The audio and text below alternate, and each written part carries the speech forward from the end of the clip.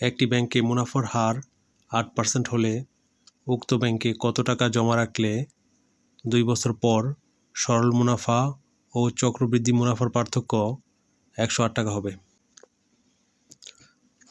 আমরা জানি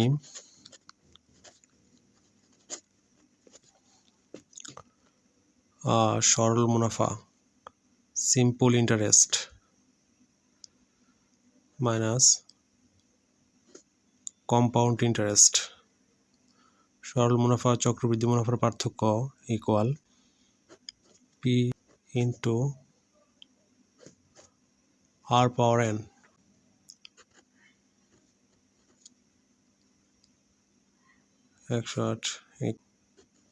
P into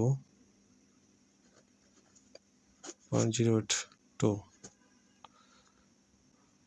আমরা এভাবে লিখতে পারি পি ইন্টু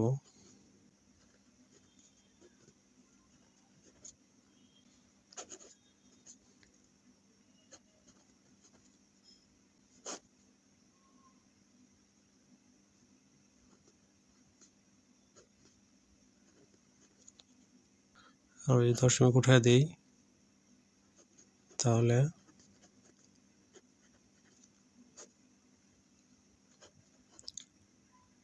16,875 টাকা।